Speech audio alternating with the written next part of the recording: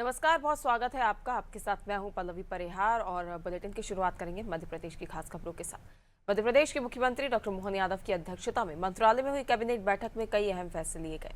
वहीं मुख्यमंत्री ने मंत्रालय में मंत्रियों के साथ प्रधानमंत्री नरेंद्र मोदी के नारी शक्ति वंदन सम्मेलन का सीधा प्रसारण सुना। इसके साथ ही सीएम ने कहा कि किसानों को समर्थन मूल्य पर गेहूं खरीदी के तहत तेजी से भुगतान किया जा रहा है। इसके अलावा सीएम अमरकंटक में स्वर्गीय भगवत शरण माथुर की जयंती पर विचार गोष्ठी और श्रद्धांजलि सभा के आयोजन में शामिल हुए। वहीं उन्होंने केंद्रीय मंत्री नितिन गडकरी का आत्मीयता से स्वागत किया।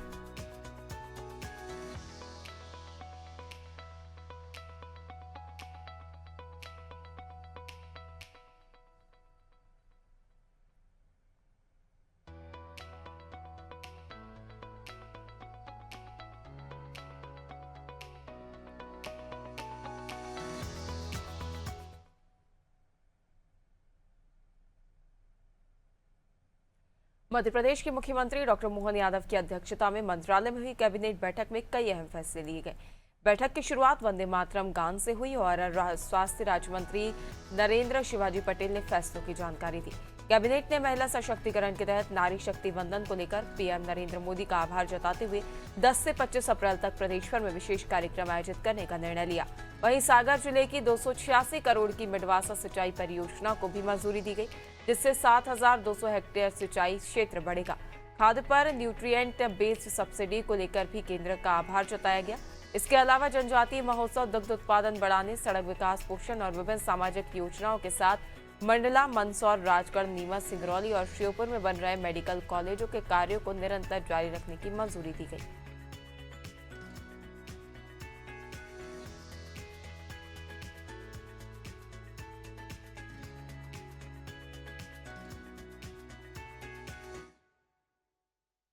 और महिला सशक्तिकरण करने की दिशा में यशस्वी प्रधानमंत्री नरेंद्र मोदी जी के नेतृत्व में ऐतिहासिक निर्णय होने जा रहा है। 16 अप्रैल को जो संसद का विशेष 3 दिवसीय सत्र बुलाया गया है, उसमें नारी सशक्ति वंदन के लिए जो अधिनियम 2023 है, उसमें पहले जो भी कुछ ऐसे विचार थे उनको परिवर्तित करते हुए हम कैसे 2029 में ही ये लागू कर दें, ताकि लोकसभा के चुनावों में 33% स्थान महिलाओं को प्राप्त हो जाएं। उस दिशा में निश्चित रूप से संसद कानून बनाने जा रही है। मध्य प्रदेश की राजधानी भोपाल में मुख्यमंत्री डॉक्टर मोहन यादव ने मंत्रालय में मंत्रियों के साथ प्रधानमंत्री नरेंद्र मोदी के नारी शक्ति वंदन सम्मेलन का सीधा प्रसारण सुना। मुख्यमंत्री ने कहा कि प्रधानमंत्री की दूरदृष्टि और नारी सशक्तिकरण के प्रति उनकी प्रतिबद्धता हम सभी के लिए बड़ी प्रेरणा है। इसी कड़ी में 15 अप्रैल को रविंद्र भवन में नारी शक्ति वंदन का वृहद कार्यक्रम होने जा रहा है। प्रदेश में 25 अप्रैल तक नारी शक्ति वंदन पखवाड़ा मनाया जा रहा है, जिसके तहत पदयात्राएं और बड़े स्तर पर सम्मेलन होंगे। मुख्यमंत्री ने कहा कि बेटियों और बहनों के विकास से ही समाज का समग्र विकास संभव है। मुख्यमंत्री लाडली बहन योजना के तहत प्रदेश की 1.25 करोड़ से अधिक बहनों को अब तक 55,000 करोड़ रुपए दिए जा चुके हैं। इसकी कड़ी में 12 अप्रैल को आशा से भी बहनों के खाते में 1836 करोड़ रुपए भेजे गए। मुख्यमंत्री ने कहा कि अब लोकसभा और विधानसभा में महिलाओं को 33% आरक्षण सुनिश्चित किया जाएगा, जिसके लिए 16 अप्रैल से संसद की 3 दिवसीय विशेष बैठक होने जा रही है। प्रदेश सरकार महिलाओं को आत्मनिर्भर बनाने के लिए पूरी तरह से प्रतिबद्ध है।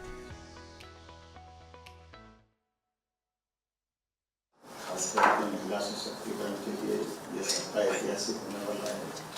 संसद में 3 दिन का सत्र 16, 17, 18 इसकी तैयारी हो गई। वैसे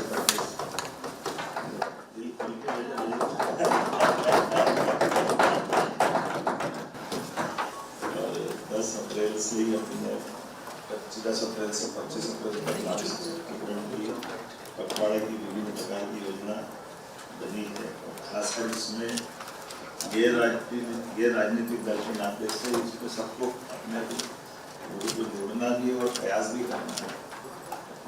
प्रधानमंत्री जी का एक पत्र भी आया और कुछ काफी के दल के पर अपन सबसे आह्वान कर रहे हैं कि सभी दल के लोग, सभी क्षेत्रों के लोग, सभी एक सहर्ष इसको स्वीकार है कि भाव बनाने की जरूरत है।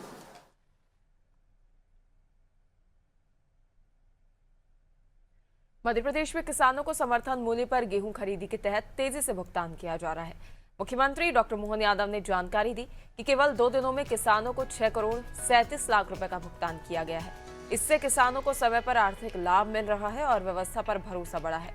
उन्होंने बताया कि अब तक 7,000 से अधिक किसानों से 3,06,190 क्विंटल गेहूं की खरीदी की जा चुकी है। राज्य सरकार का लक्ष्य है कि किसानों को उपज बेचने के लिए लंबा इंतजार न करना पड़े, इसलिए सभी खरीदी केंद्रों पर आवश्यक सुविधाएं उपलब्ध कराई जा रही हैं। गेहूं उपार्जन प्रक्रिया इंदौर, उज्जैन, भोपाल और नर्मदापुरम संभाग में 9 अप्रैल से शुरू हो चुकी है, जबकि शेष संभागों में 15 अप्रैल से खरीदी प्रारंभ की जाएगी। अब तक 1,90,261 किसानों की ओर से 85,12,830 क्विंटल गेहूं बिक्री के लिए स्लॉट बुक किए जा चुके हैं। राज्य में कुल 3,171 उपार्जन केंद्र बनाए गए हैं, जहां जिला प्रशासन की ओर से सभी व्यवस्थाएं सुनिश्चित की जा रही हैं, ताकि पूरी प्रक्रिया पारदर्शी और सुचारू रूप से संचालित हो सके।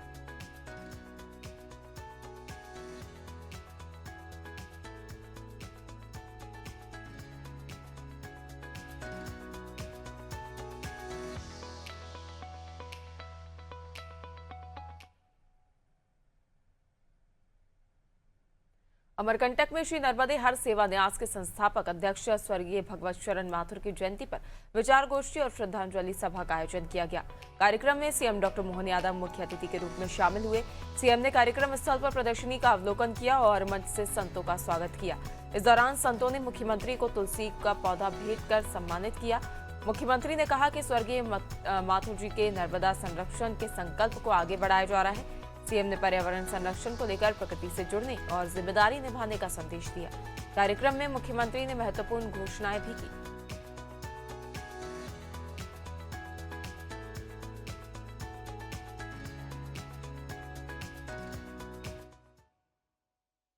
मध्य प्रदेश सरकार के उस भाव को प्रकट करने आया हूं कि माथुर साहब ने संकल्प लिया, अमरकंटक हरा भरा होना चाहिए, मां नर्मदा की धारा अविरल होना चाहिए, इसके दोनों किनारों पर सघन वृक्षारोपण होना चाहिए, तमाम प्रकार के अतिक्रमण या दूसरे प्रकार की कठिनाइयों से बचा करके मां नर्मदा का आशीर्वाद युगों युगों तक मिलता रहे, ये संकल्प करने के लिए हम सब आए हैं। इसी माध्यम से आगे बढ़ते हुए पर्यावरण को लेकर के भी आज के समय में प्लास्टिक, पेस्टिसाइड, ऐसे कई प्रकार की चुनौतियां हमारे सामने हैं, जिसके बलबूते पर आज हमारी समूची प्रकृति पे संकट आया है।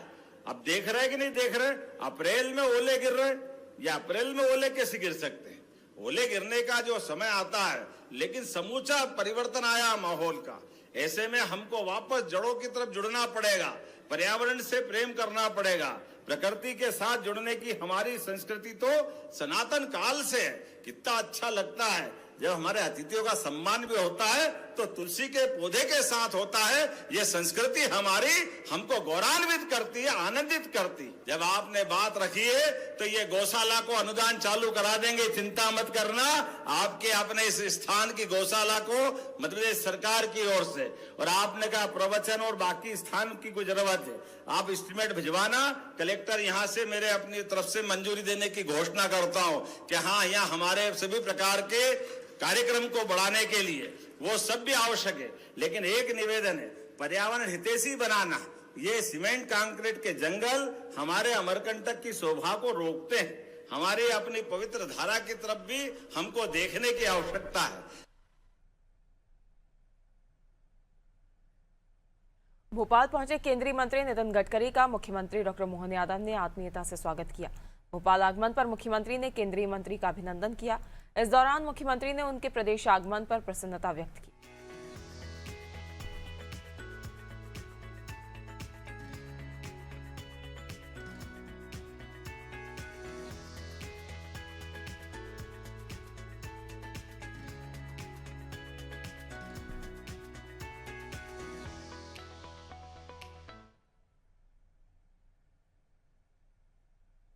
मुख्यमंत्री डॉक्टर मोहन यादव ने जलियांवाला बाग नरसंहार के स्मृति दिवस पर शहीदों को विनम्र श्रद्धांजलि दी। मुख्यमंत्री ने कहा कि मां भारती की स्वाधीनता के लिए अपने प्राणों की आहुति देने वाले सभी अमर बलिदानियों को नमन है। उन्होंने कहा कि शहीदों की अमर गाथा देशवासियों को राष्ट्र के लिए सर्वस्व अर्पित करने की प्रेरणा देती है।